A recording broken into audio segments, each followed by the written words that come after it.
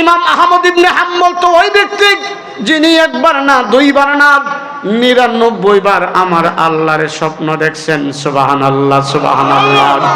ইমাম আহমদ ইবনে হাম্বল তো ওই ব্যক্তি যিনি মুসনাদে আহমদ ইবনে হাম্বল নামক একটা হাদিসের কিতাব লেখছে, যার ভিতরে 40,000 হাদিস উনি জমা করছে।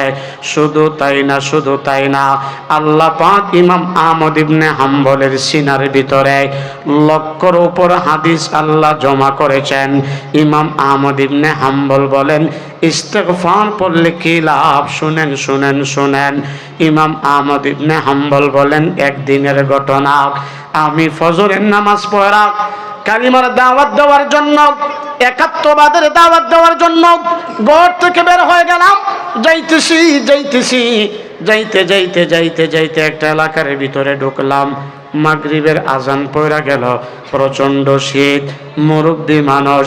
ইমাম আহমদ ইবনে হাম্বল মনে মনে চিন্তা করলেন, আমি যদি আবার রওনা দেই আমি আমার বাড়িতে পৌঁছতে পারবো না। এর চাইতে ভালো রাতের বেলা কোনো একটা মসজিদও কাটায়া ফজরের নামাজটা পড়া আবার বাড়িতে যাবা। এদিক সেদিক নজর দিবেন না, দিলের কান লাগায় কথাটা শুনলেই বুঝতে পারবেন ইস্তেগফারের কি ফায়দা, দুনিয়াতে কি ফায়দা, মরার পরে কি ফায়দা। ইমাম আহমদ ইবনে হাম্বল গ্রামের একটা মসজিদের ভিতরে ঢুইকা মাগরিবের সালাত আদায় কইরা এশার পর্যন্ত তাসবিহ তাহলিল পাঠ করে কাটায়া দিলেন। এশারের আজান পড়লাও। ইমাম আহমদ ইবনে হাম্বল এশারের নামাজ জামাতে পড়া মসজিদে বৈশা রইছে। সমস্ত মুসল্লিরা মসজিদ থেকে বের হয়ে যাইতেছে, ইমাম আহমদ ইবনে হাম্বল এখনো বের হয় নাই। এলাকার মানুষগুলি বলেন, মুরব্বী সবাই মসজিদ থেকে বের হয়ে যাচ্ছে, আপনি বের হচ্ছেন না কেন? ইমাম আহমদ ইবনে হাম্বল বলেন, এরে মুসল্লিরা, আমি মুসাফির, অনেক দূর থেকে আসছি সফর কইরা। রাতের বেলায় যদি রওনা দেই আমি আমার বাড়িতে পৌঁছতে পারবো না। রাতের বেলায় তোমাদের মসজিদও কাটায়া ফজরটা পড়া আবার চলে যাবা। এলাকার মুসল্লিরা বলেন, মুরব্বী রাতের বেলায় আমাদের মসজিদও থাকার কোনো অনুমতি নাই। ইমাম আহমদ ইবনে হাম্বল এখনো পরিচয় দেই না, আমার নাম ইমাম আহমদ ইবনে হাম্বল। যদি পরিচয় দিত এলাকার মানুষেরা খেদমত করার জন্য পাগল হয়ে যেত। এজন্য মাঝখান দিয়ে একটা কথা যায় না রাখেন, ছোট মনে করলেই ছোট হয় না, আল্লাহ বড় বানায়া দেয়। বড় মনে করলেই বড় হয় না, আল্লাহ ছোট বানায়া দেয়। আপনাদের চোখের সামনে 20 দিন আগের ঘটনা, যারা নিজেকে সবচেয়ে বড় মনে করত, আমার আল্লাহ পাক মাত্র 45 মিনিটের ভিতরে বাংলাদেশের জমিন থেকে পলায়ন করতে বাধ্য করেছেন। আর আরজটা বলেন ঠিক? এজন্য নিজেকে সবসময় দুর্বল মনে করবেন, ক্ষমতার চেয়ার পাইয়া বাহাদুরি করবেন। আল্লাহ বলেন, না না না না, ইন্না রাব্বাকা লাবিল মিরসাদ। আল্লাহ কো, আমি আল্লাহ যেদিন ধরে দললে আর সারি না, দৌড়ি না দৌড়ি না, দললে কিন্তু সারি না। এজন্য এই দিকে যাওয়ার টাইম নাই। আলোচনা করতেছিলাম, নিজেকে সবসময় ছোট মনে করবেন, যিনি বড় বানায় দিবেন তিনি কে? আর জোরে বলেন না কে? আর ইমাম আহমদ ইবনে হাম্বল এত বড় ব্যক্তি এখনো পরিচয় দেন না। মুসল্লিরা বলেন, আমাদের মসজিদও থাকার কোনো অনুমতি নাই। শেষ পর্যন্ত থাকতে পারলেন না, মসজিদ থেকে বের হয়ে গেলেন। মসজিদ থেকে বের হয়ে যাইতেছেন যাইতে যাইতে একটা বাজারের ভিতরে ঢুকলেন। ঢুইকা দেখে বাজারের দোকান ফাট সবগুলি বন্ধ। ছোট্ট একটা দোকান থেকে মিটি মিটি আলো আসতেছে।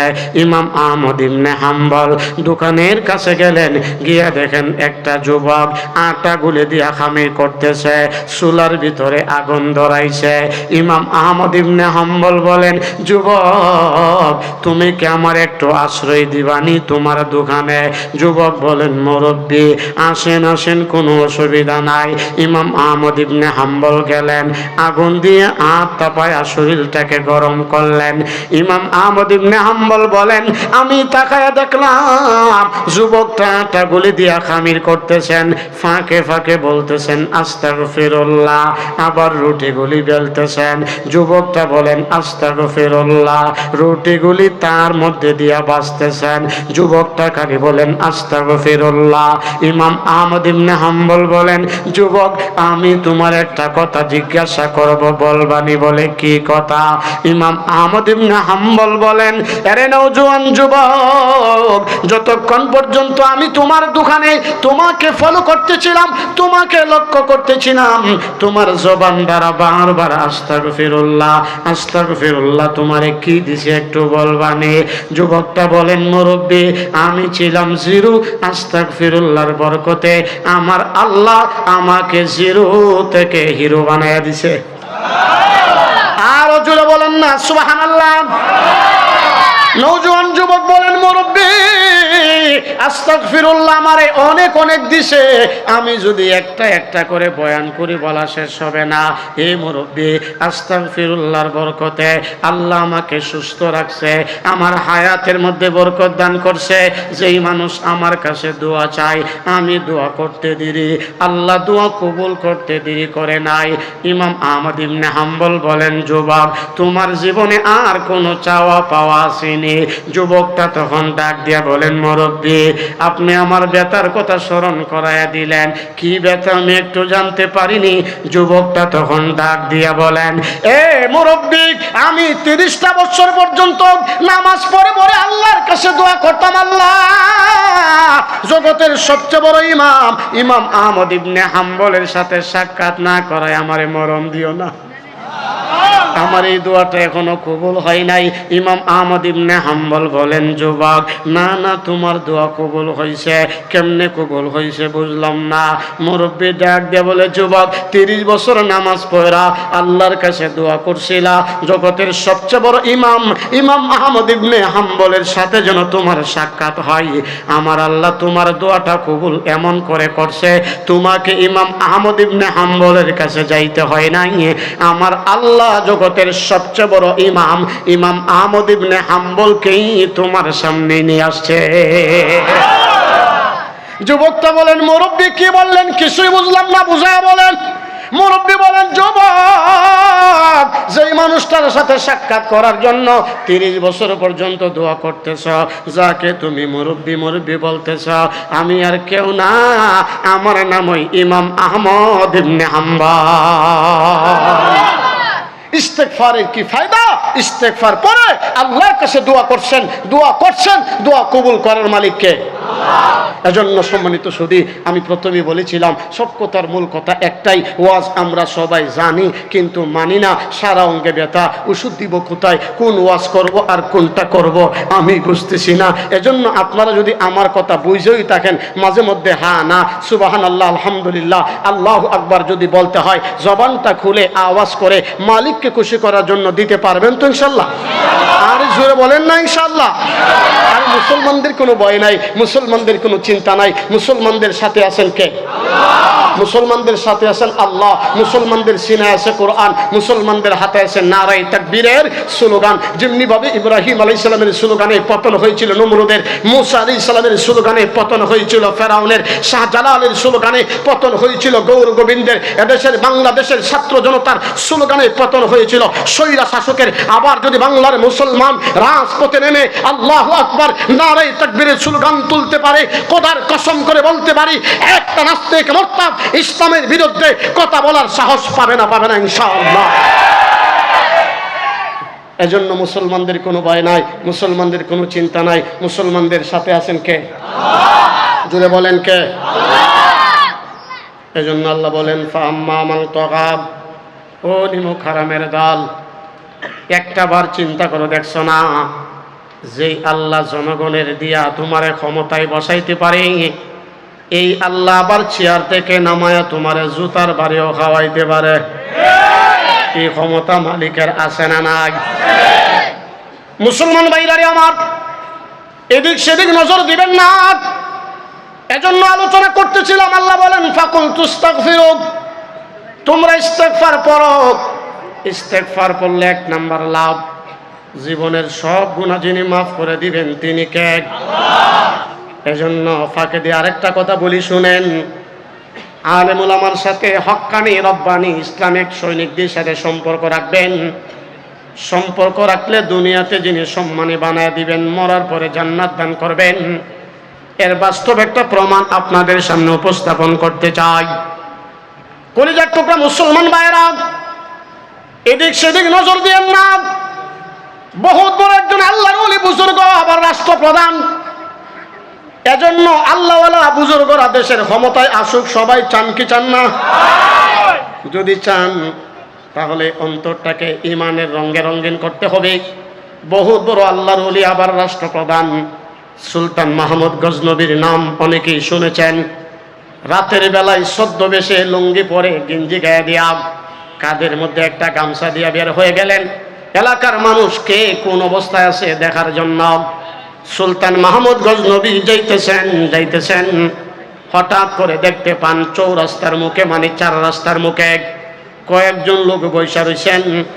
সুলতান মাহমুদ গজনবী মনে মনে চিন্তা করতেছেন, মনে হয় এই মানুষগুলি তাহাজ্জুদের নামাজ পড়ার জন্য বের হয়েছে। কারণ যারা মানুষ ভালো তাদের চিন্তা চেতনা ভালো, যারা সুর বাটফার সবাইরে মনে করে সুর বাটফার, যারা জনগণের মাল আত্মসাৎ করে রাস্তা করতে গিয়া রোডের বদলা বাস দেখ, তারা মনে করেন সবাই মনে সুর বাটফার। ভালো মানুষের চিন্তা ধারণা ভালো। সুলতান মাহমুদ গজনবী তাদের কাছে গেলেন, গিয়ে বলেন, ভাই তাহাজ্জুদের সময় তোমরা রাস্তার মধ্যে বসে রইছো, কারণটা কি? 4 জন আবার ডাক দিয়া বলেন, মুরব্বী তাহাজ্জুদ কি জীবনে নাম হয়তো শুনছি না, তাহলে তোমরা কে এখানে কি করো? 4 জন ডাক দিয়া বলে, মুরব্বী আমরা 4 জন হইলাম সুর। সুর চিনেননি? সুর বলেন, মুরব্বী আমরা 4 জন সুর। সুলতান মাহমুদ গজনবী বলেন, তাই নাকি? বলে, হ্যাঁ। সুলতান মাহমুদ গজনবী তাদেরকে পরীক্ষা করার জন্য এবার বলতেছেন, তাহলে আমারে তোমাদের সাথে নিবানি চুরি করার জন্য। 4 জন সুর বলেন, মুরব্বী আমরা যে চুরি করি আমাদের 4 জনের 4টা গুণ আছে। আপনি যে চুরি করবেন আপনার যদি কোনো গুণ থাকে নিতে কোনো আপত্তি নাই। সুলতান মাহমুদ গজনবী বলেন, তোমাদের কি গুণ? 1 নম্বর সুর বলেন, মুরব্বী আমার গুণটা হলো যেই বাসায় চুরি করতে যাব এই বাসায় যদি কুকুর থাকে, কুকুর যদি ঘেউ ঘেউ করে আমি হাত তুললে কুকুর ঘেউ ঘেউ বন্ধ করে দেই। 2 নম্বর কথা, কুকুর কি বলে আমি কুকুরের ভাষা বুঝি। সুলতান মাহমুদ গজনবী বলেন, তাহলে তোমার দরকার।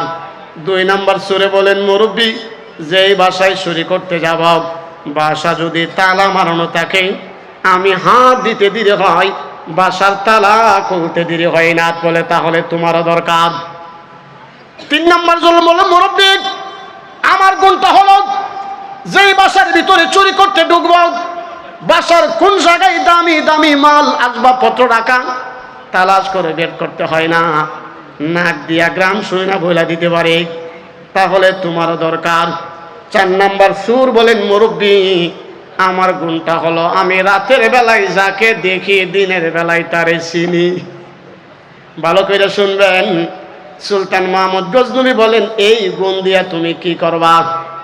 সুর কত ভদ্র, এবার জবাব দেই, এ মুরব্বী রাতের বেলায় যার বাসায় চুরি করব দিনের বেলায় তারে দেখলে একটু শরম শরম লাগে, এই জন্য একটু তারে এড়া চলার চেষ্টা করি। সুলতান মাহমুদ গজনবী বলে, সুর রে সুর আবার ভদ্র সুর। 4 জন বলেন, মুরব্বী আমাদের 4 জনের 4টা গুণ বললাম, আপনি যে আমাদের সাথে চুরি করবেন আপনার কি গুণ একটু বলেন, শুনতে চাই। সুলতান মাহমুদ গজনবী দেশের বাদশাহ ডাক দিয়া বলেন, এই সুর ভাইরা চুরি করতে গিয়া যদি আমরা মালিকের হাতে গ্রেফতার হয়ে যাই, মালিক যদি বিচার কায়েম করে, বিচারক যদি রায় দিয়া দেয় আমাদের ফাঁসি হয়ে যাবে। ফাঁসি হওয়ার 1 ঘন্টা আগেও যদি আমি আমার সুন্নতি দাড়িটার একটু নাড়া দেই, নাড়া দিতে দেরি ফাঁসি মওকুফ হতে দেরি হবে না। সুবহানাল্লাহ বলেন। 4 সুর বলেন, মুরব্বী আপনার গুণ দিয়ে আমাদের সবার চাইতে বড়, বিদায় আপনি আমাদের আমির, চলেন চুরি করার জন্য বের হয়ে যাই। সুলতান মাহমুদ গজনবী বলেন, সুর ভাইরা আজকে কার বাসায় চুরি করবা? সুর ডাক দিয়া বলে, মুরব্বী, এতদিন জনগণের বাসায় চুরি করছি, আজকে নিয়ত করছি বাদশাহ সুলতান মাহমুদ গজনবীর বাসায় চুরি করব। কি রে আশ্চর্য ব্যাপার, বাদশাহ কো সাহস দেখছো, আমার বাড়িতে চুরি করবে, এখন তো পরিচয় দিতে পারে না। বলেন চলো চলো, চলতে আরম্ভ করলেন। যাইতে যাইতে বাদশার বাড়ির সামনে গেলেন। এমনি বাদশার বাড়ির কুকুর ঘেউ ঘেউ করে উঠলেন। প্রথম জোর সুর হাত তুললেন, কুকুর ঘেউ ঘেউ বন্ধ করে দিলেন। বাকি তিনজন সুর বলেন, কিরে কুকুরে কি বলতেছে? বলে, কুকুর বলতেছে বাড়ির মালিক নাকি আমরা সাথে। এটা কেমন কথা? বাড়ির মালিক আবার সাথে হবে কেমনে? আমরা তো সবাই সুর, বাড়ির মালিক তো বাদশাহ। বুঝছে রে, বাদশার কুকুরে ট্রেনিং দিয়ে রাখছে। এই কথা বলার জন্য কেউ পাত্তা দিলেন না। 2 নম্বর জন গেটে হাত রাখলেন, অটোমেটিক গেটটা খুলে গেল। 3 নম্বর জন বাড়ির ভিতরে ঢুইকা নাক দিয়ে গ্রান শুইনা বলে দিলেন কোন কোন জায়গায় দামি মাল, সবগুলি একসাথে জমা কইরা গাট্টি বান্দা বের হইয়া বন্টন করলেন 6টা। 4 জনের 4টা।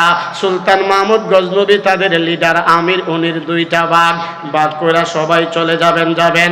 এমন সময় সুলতান মাহমুদ গজনবী বলেন, সুরেরা রে, তোমাদের ঠিকানা দিয়া যাও, আবার যদি কোনো সময় চুরি করার দরকার হয় যেন সহজেই তোমাদেরকে তালাশ করে বের করতে পারি। 4 জন ঠিকানা দিয়া দিলেন। 4 জন বলেন, মুরব্বী আপনার ঠিকানা দেন। বলে, আমার ঠিকানা লাগবে না, সময় মতো তোমরা আমারে পেয়ে যাইবা। সকাল হয়ে গেল, এলাকার ভিতরে সংবাদ ছড়িয়ে পড়ল, আহারে বাদশার বাড়িতে চুরি হইছে। এটা সাধারণ কোন সুন্নাহ। এলাকার মানুষ মিছিল কইরা কইরা বাদশার বাসার সামনে জমা হইছে। এবার বাদশাহ পুলিশ বাহিনী দিয়া 4টা সুরকে 4 জায়গা থেকে দইরা আনছে। বিচারক এবার রায় দিয়া দিছে, তোমাদের ফাঁসি হবে। ফাঁসির রায় শুই না 4 সুরের ভিতরে 3 সুর হাউমাউ কইরা কান্না আরম্ভ করলেন। আরে আর বুঝি বাঁচবো না। কিন্তু 3 জনের ভিতরে 4 জনের ভিতরে একজন, 3 জন তো কান্নাকাটি করতেছে, একজন দাঁড়ায় দাঁড়ায় মুস্কি মুস্কি হাসে। সুলতান মাহমুদ গজনবী বলেন, এই সুর, তোর ভাই 3 জন দি কাঁদে, তুই দি হাসস, তার কারণটা কি?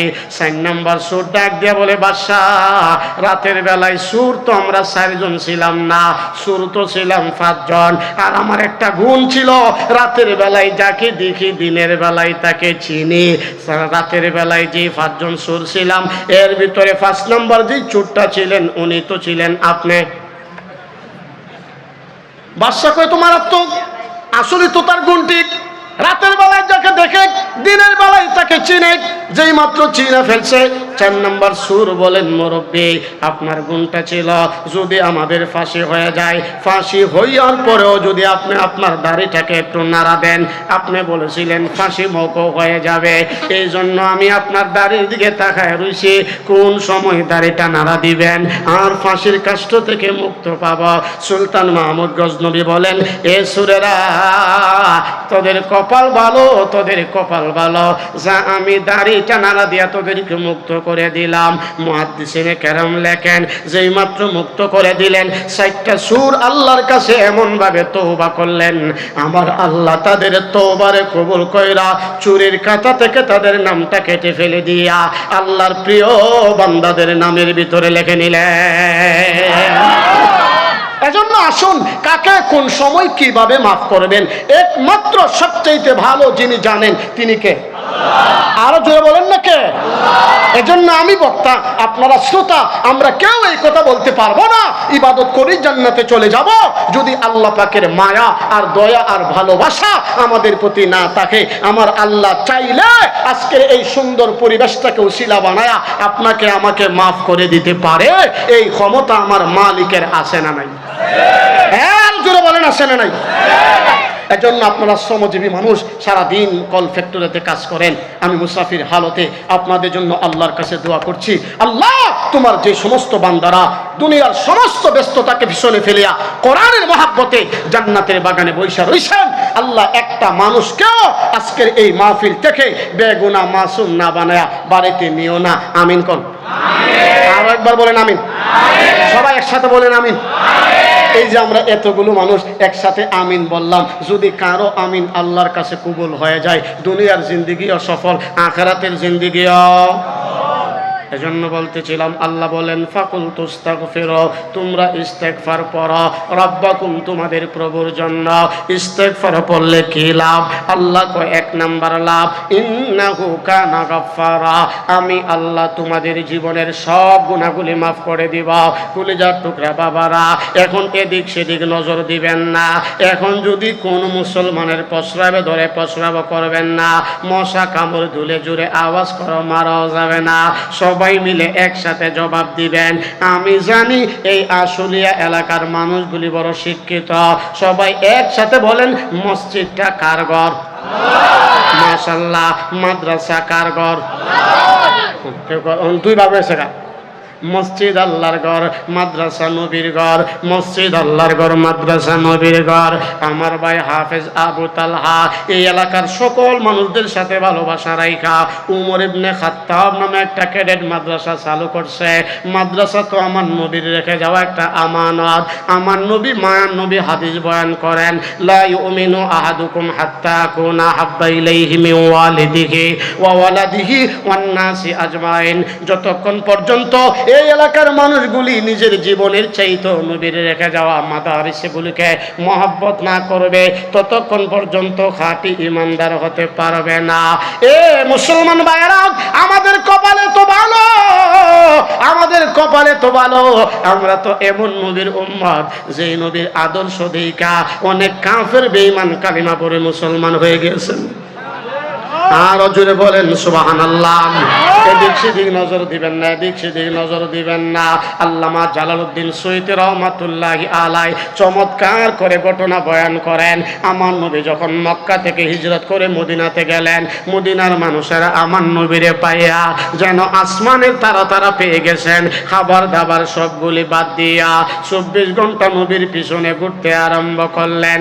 এই জন্য দেখবেন, ভালো মানুষ যখন এলাকার কমিশনার হয়, ভালো মানুষ যখন এলাকার এমপি হয়, ভালো মানুষ যখন এলাকার মেম্বার হয়, তখন টাকা দিতে হয় না। এলাকার নওজোয়ান যুবকরা এমনি তার জন্য কাজ করতে করতে জীবন দিয়া দেয়। আমার নবী, মায়ার নবীও যখন মদিনায় গেলেন, মদিনার মানুষেরা আমার নবীরে পাইয়া যেন আসমানের তারা পেয়ে গেছে। খাবার দাবার সবগুলি বাদ দিয়া নবীর পিছনে পিছনে ঘুরতে আরম্ভ করলেন। কিন্তু আল্লাহ পাকের কি কারিশমা, এদিক সেদিক এখন নজর দিবেন না, একটা ভাই কথা বলার চেষ্টা করবেন না। মাত্র কিছুদিনের মাথায় মদিনার ভিতরে দুর্ভিক্ষ দেখা দিল। সাহাবায়ে কেরামের ঘরের কুলসুলাই কোনো আগুন জ্বলে না। এমনকি যারা নতুন মুসলমান হয়েছে, ইমান ছেড়ে দিবে দিবে এমন একটা অবস্থা হয়ে গেছে। আমার নবী চিন্তায় পড়ে গেলেন, আরে কি করা যায়। বেশি দিন হয় নাই আমি মদিনাতে আসলাম, এমন সময় মদিনার একজন ইহুদি মানুষ, মুসলমান হন নাই, অমুসলিম, নাম হলো যায়েদ বিন সায়না, অনেক ধনাঢ্য মানুষ।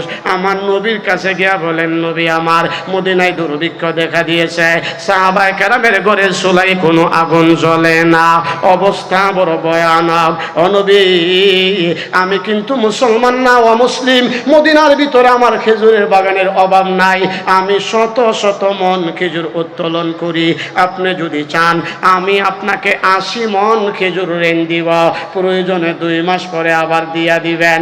আমার নবী বলেন, যায়েদ বিন সায়না, আমি তোমার কাছ থেকে ঋণ নিব না, আজকে বলতে পারবো না, আগামীকালকে তোমারে জানায়া দিব।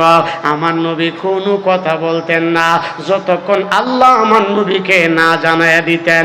মা ইয়ানতিকু আনিল হাওয়া ইন হুয়া ইল্লা ওয়াহয়ু ইউহা। আমার নবী কোনো কথা বলতেন না যতক্ষণ পর্যন্ত আল্লাহ না বলতেন। পরের দিন আমার নবী বলেন, জিবরাইল, পরের দিন আমার নবী বলেন, জিবরাইল, মাশাআল্লাহ মাশাআল্লাহ রাখেন। পরের দিন আমার নবী, মায়ার নবী ডাক দিয়া বলেন, ও জিবরাইল, যায়েদ বিন সায়না আমাকে 80 মন খেজুর ঋণ দিতে চাই, আমি নিতে পারবো না। লম্বা সূরা আলোচনা। জিবরাইল আল্লাহর পক্ষ থেকে সংবাদ নিয়ে জানাইয়া দিলেন, নবী নিতে পারবেন, কোনো অসুবিধা নাই। আল্লাহ নবী আবার যায়েদ বিন সায়নাকে ডাকলেন, ডাইকা বলেন, যায়েদ বিন সায়না, তুমি আমাকে 80 মন খেজুর ঋণ দিতে পারবা, তবে আমি এমনি এমনি নিব না, আমি তোমার সাথে একটা চুক্তিনামা করবা। আল্লাহ নবী হযরতে আলীকে ডাকলেন, ডাইকা বলেন, আলী তুমি লেখো যায়েদ বিন সায়না আমাকে 80 মণ খেজুর দিবে, আমি 2 মাস পরে ঋণ পরিশোধ করব। চুক্তিনামা করলেন, 80 মণ খেজুর ঋণ দিলেন। আল্লাহ নবী সাহাবায়ে কেরামের মাঝে বন্টন করে দিলেন। সাহাবাদের চেহারার ভিতরে আনন্দের পথ ফুইটা উঠল। আমার নবী মায়ার নবীও শান্তি পাইলেন। এখন বুঝবেন আমি কেন এই কথা বলতেছি। দিন যাইতেছে, রাত পোহাইতেছে, মাত্র 3-4 দিনের মাথায় আমার নবী মসজিদ নববীর ভিতরে ঢুইকা সাহাবায়ে কেরামের সামনে বয়ান করতেছেন। বয়ান করা যখন কমপ্লিট হয়ে গেছে, আমার নবী বলেন, সাহাবারা তোমরা যার বাড়ি ঘরে চলে যাও। সবাই যাইতেছেন। আমার নবী এখনো মসজিদ থেকে বের হয় নাই। নবীর একটা পা মসজিদের ভিতরে আর একটা পা মসজিদের বাহিরে। এমন সময় যায়েদ বিন সায়না রাগান্বিত হইয়া আমার নবীর পাঞ্জাবির কলার ভিতরে এইভাবে ধইরা বলেন, এ মুসলমানের নবী তুমি কি আমার ঋণ দিবা না? এখন সবাই মিলে একসাথে আওয়াজ কইরা জবাব দেন, যায়েদ বিন সায়নার সাথে আমার নবীর চুক্তিনামা ছিল কয় মাসের? আরে সবাই বলেন না কয় মাসের? 2 মাসের চুক্তিনামা।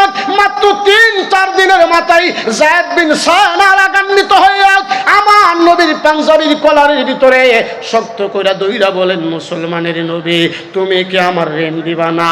এই মজলিসের ভিতরে ফারুক আজমের মতো ব্যক্তিত্ব ছিলেন। ফারুক আজম ডাক দিয়া বলেন, যায়েদ বিন সায়না যদি আমার নবী এই মজলিসের ভিতরে না থাকতো, আমি তোর গর্দান থেকে মাথা আলাদা করে দিতাম। যেই মাত্র উমর এই কথা বললেন, আমার নবী উমরের প্রতি রাগ করলেন। আরে উমর, উনি পাওনাদার চাইতেই পারে, তুমি রাগ করলা কেন? সুবহানাল্লাহ সুবহানাল্লাহ। আরে কেমন নবীর উম্মত! আমার নবী বলেন, উমর উনি পাওনাদার চাইতেই পারে, তুমি রাগ করলা কেন? যেমন ভাবে আগুনের ভিতরে পানি ঢাললে আগুন ঠান্ডা হয়ে যায়, উমর মুহূর্তের ভিতরে ঠান্ডা হয়ে গেলেন, আর কোনো কথা বললেন না। আল্লাহ নবী আবার ডাক দিলেন, আলী আমাদের রাষ্ট্রীয় কোষাগার বাইতুল মালের ভিতরে কিচ্ছু আসেনি। হযরত আলী বলেন, নবী আমার 2 মাসের ভিতরে রাষ্ট্রীয় কোষাগার বাইতুল মালের ভিতরে একটা কিচ্ছু আইসা জমা হয় নাই। তবে আলহামদুলিল্লাহ আলহামদুলিল্লাহ আজকে জোহরের নামাজের আগে আমাদের রাষ্ট্রীয় কোষাগার বাইতুল মালের ভিতরে আইসা 200 মণ খেজুর জমা হয়েছে। সুবহানাল্লাহ সুবহানাল্লাহ। আমার নবী বলেন, আলী কাল বিলম্ব না কইরা যায়েদ বিন সায়নাকে নিয়া রাষ্ট্রীয় কোষাগার বাইতুল মাল থেকে 80 মণ খেজুর দিবা, আর 5 মণ খেজুর তার বেশি দিবা, কারণ উমর তার সাথে রাগ করছে। হযরত আলী যায়েদ বিন সায়নাকে নিয়া হাতের মধ্যে দইরা রাষ্ট্রীয় কোষাগার বাইতুল মালের ভিতরে নিয়া 1 মণ 2 মণ করতে করতে 80 মণ দিয়া দিলেন। যেই মাত্র 81 মণ খেজুরের বস্তাটা হাতে নিলেন, খেজুর ঢুকাবেন, এমন সময় যায়েদ বিন সায়না বলেন, আলী রে আর দিতে হবে না, আর দিতে হবে না। উমর বলেন, কেন দিতে হবে না? আমার নবী বলছে তোরে 85 মণ দেওয়ার জন্য, তাওই দিব, একটু কম দিব না। যায়েদ বিন সায়না বলেন, উমর আমার প্রতি তোমার এত রাগ কেন? তুমি কি আমারে চিনো না? উমর বলে, চিনি রে, তোর চাইতে বেয়াদবে দুশমনের রাসূল পৃথিবীতে আর কেউ হতে পারে না। যায়েদ বিন সায়না বলে, উমর শুধু এতটুকুই নবীর কাছ থেকে আমার ব্যাপারে কিচ্ছু শোনো নাই। উমর বলেন, যায়েদ বিন সায়না আমার নবীর জবান থেকে বহুবার তোর প্রশংসা শুনছি রে, কিন্তু যেই নবী তোর প্রশংসা করে এই নবীর সাথে তুই এত খারাপ আচরণ করলেন। যেই মাত্র এই কথা বললা, যায়েদ বিন সায়না আর চোখের পানি কন্ট্রোল করতে পারে নাই, টপ টপ করে চোখের পানি ফালাই আর বলেন, আরে উমর এবার শোনো মূল হাকিকত। এই উমর, আমি তাওরাত জবুর ইনজিল 3 কিতাবের হাফেজ। আমাদের 3 কিতাবের ভিতরে আখিরে জমানার পয়গম্বরের কথা সব বিস্তারিত বর্ণনা আছে। এমনকি এই কথা আছে, নবীর সাথে কেউ খারাপ আচরণ করলেও আমার নবী উল্টা খারাপ আচরণ করবে না। নবীর এই গুণটাকে পরীক্ষা করার জন্য আমি ইচ্ছাকৃতভাবে ঋণ দিলাম, আবার ইচ্ছাকৃতভাবে আমার নবীর সাথে খারাপ আচরণ করলাম। ওরে ওমর, আমি আর দেরি করতে চাই না, আমাকে নিয়ে নবীর দরবারে চলে যাও। হযরত ওমর যায়েদ বিন সায়নাকে নিয়ে যেই মাত্র নবীর দরবারে গেলেন, আমার নবীর দেখা যায়েদ বিন সায়না বাচ্চার মতো হাউমাউ করে কান্না আরম্ভ করলো। এরে আমার প্রাণের নবী, আমি জানি আপনার দিলে বড় ব্যথা, আপনার দিলে বড় ভারাক্রান্ত হৃদয়। ও নবী, আমি আপনার সাথে খারাপ আচরণ কেন করছি জানেননি গো নবীজি? আমি ইচ্ছাকৃতভাবে আপনাকে ঋণ দিছি, আপনার সাথে খারাপ আচরণ করছি। তাওরাতের কথা অনুযায়ী আপনার সাথে কেউ রাগ করলে আপনার উল্টা রাগ করেন কিনা, এই গুণটা পরীক্ষা করার জন্যই আমি এই পরিকল্পনা কইরা আপনার সাথে খারাপ আচরণ করছি। নবী গো, আমার আর বুঝতে বাকি নাই, আপনি হলেন সত্যিকার অর্থে আল্লাহর প্রেরিত রাসূল। আমি আর দেরি করতে চাই না, এই মুহূর্তে আমাকে পড়ায় দেন লা ইলাহা ইল্লাল্লাহু মুহাম্মাদুর রাসূলুল্লাহ সাল্লাল্লাহু আলাইহি ওয়াসাল্লাম। কালিমা পড়ে মুসলমান হয়ে গেলেন। এতক্ষণ কথা আমি কেন বললাম জানেননি?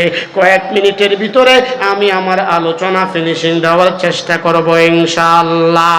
আরে আমার কলিজার টুকরা যুবক, আমি তোমার ভাই হিসাবে তোমার পায়ের ভিতরে হাতটা রেখে বলতেছি, তোমার মতো কত যুবক বন্ধুর মোটর সাইকেলের পিছে বিভিন্ন দলের মিছিল বের হইছে আর ফেরত আসে নাই। তোমার মতো কত যুবক রাতের বেলা ঘুমাইছে, ঘুম ভাঙ্গে নাই। এই যে আমি বয়ান করতেছি, আপনারা বয়ান শুনতেছেন, বাসায় গিয়া ঘুমাবেন। ঘুমটা ভাঙলেই তো সকাল, না ভাঙলেই তো পরকাল। কিসের বাহাদুরি করেন? আরে আমাদের ব্রাহ্মণবাড়িয়ার ঘটনা, একটা যুবক ইটালি থেকে ইমার্জেন্সি টিকিট কাটছে, মা মারা গেছে, মাকে জানাজা দিবে, শেষ মাটি দিবে, ইমার্জেন্সি টিকিট কাইটা এয়ারপোর্টে বিমান ল্যান্ড করছে, গাড়িতে উঠছে, যাইতে পারে নাই, নরসিংদীতে অ্যাক্সিডেন্ট কইরা যুবকের লাশ বাড়িতে গেছে, মাকে শেষ মাটি দিতে পারে নাই। আরে আমার বাসা থেকে মাত্র 5-7 কিলোমিটার দূরে ব্রাহ্মণবাড়িয়ার ঘটনা, একই পরিবারের 5 জন ঢাকা কাচ্চি রেস্টুরেন্টের ভিতরে খাইতে ঢুকছিল, আগুন লাগছিল। সবাই এই ঘটনা শুনছেন। 500 জন দুনিয়া থেকে বিদায় হয়ে গেছে। এজন্য মরণটা এত কাছে, মরণটা এত কাছে। ডান দিকে সালাম ফিরেলে বাম দিকে সালাম ফিরানোর কোনো ক্ষমতা নাই, এর ভিতরেই মালাকুল মউত চলে আসতে পারে। এজন্য কলিজার টুকরা যুবক ভাই, হেলাই হেলাই জীবনটাকে নষ্ট কইরো না, হেলাই হেলাই জীবনটাকে নষ্ট কইরো না। আহারে নেতার পিছনে কইরা নিজের জীবনটাকে বরবাদ কইরো না। এমন নেতার পিছে ঘুরবা যেই নেতা দুনিয়াতে তোমাকে সম্মানী বানাবেন, মরার পরও নেতার পিছনে ঘোরার কারণে আল্লাহ জান্নাত দান করবেন। এজন্য ইসলামী খেলাফা প্রতিষ্ঠার জন্য যদি জীবন দিতে হয় জীবন দিবা, রক্ত দিতে হলে রক্ত দিবা। 90% মুসলমানের দেশে মুসলমানের সন্তানেরা ইহুদি খ্রিস্টানের বাচ্চারা মুসলমানের বিরুদ্ধে কথা বলবে, কোরআনের বিরুদ্ধে কথা বলবে। মুসলমান কখনো সহ্য করতে পারে না। এজন্য ইসলামী খেলাফা রাষ্ট্র প্রতিষ্ঠা করার জন্য হক্কানি রব্বানি আলেম উলামার জাতির সৈনিকদের পিছনে ঘুরতে গিয়ে যদি ইসলামকে টিকিয়ে রাখতে গিয়া, কাফের বেঈমানদের দাঁত ভাঙ্গা জবাব দিতে গিয়া যদি রক্ত দিতে হয় রক্ত দিব, জীবন দিতে হলে জীবন দিব। আল্লাহর রাস্তায় জীবন দিতে কারা কারা প্রস্তুত আল্লাহকে দেখায় দেয়।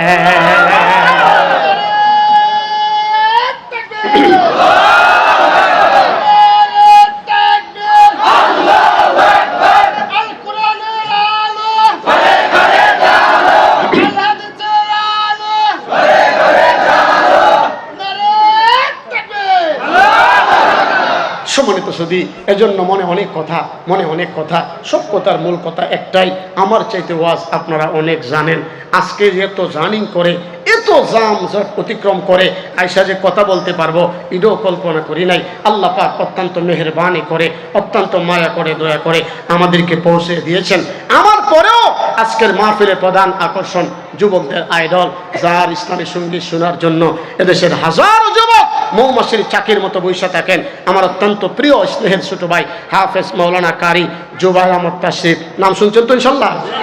ইনশাল্লাহ মাদ্রাসায় আছে, কিছুক্ষণের ভিতরে আসবেন। চমৎকার চমৎকার বয়ান করবেন, মন প্রাণ খুলে আপনাদেরকে ইসলামী সঙ্গীত হামদে বাড়ি তারা শোনাবেন। আমি আলোচনা করতেছিলাম, আসুন আসুন, সব কথার মূল কথা একটাই, পৃথিবীতে আমরা চিরদিন থাকবো না, একদিন চলে যেতে হবে। এজন্য এমন কিছু কথা আমাদের জানা দরকার, যেই কথাগুলি দুনিয়ার জিন্দেগি তো ফায়দা হবে, মরার পরেও জান্নাতে যাওয়ার একটা উসিলা হবে। এজন্য আজকের এই মাহফিল থেকে সবাই দীপ্ত কণ্ঠে ওয়াদা করেন, যতদিন দুনিয়াতে থাকবেন হাক্কানি রব্বানি ইসলামের সৈনিকদের সাথে আছেন, থাকবেন ইনশাআল্লাহ। জুড়ে বলেন ইনশাআল্লাহ। সম্মানিত সুধী, এজন্য মুসলমানদের ভয় করার এখন আর সুযোগ নাই, এখন মুখ প্রাণ উজাড় করে কথা বলার সুযোগ। এজন্য যেমনিভাবে এ দেশ থেকে স্বৈরা শাসক দূর হয়েছেন, আবারও যারা নতুন ক্ষমতায় আসবেন, বর্তমানে যারা আছেন, এমন কোনো কাজ করবেন না যেই আল্লাহ তাদেরকে দেশ থেকে বাধ্য করতে, পালায়ন করতে বাধ্য হয়েছে।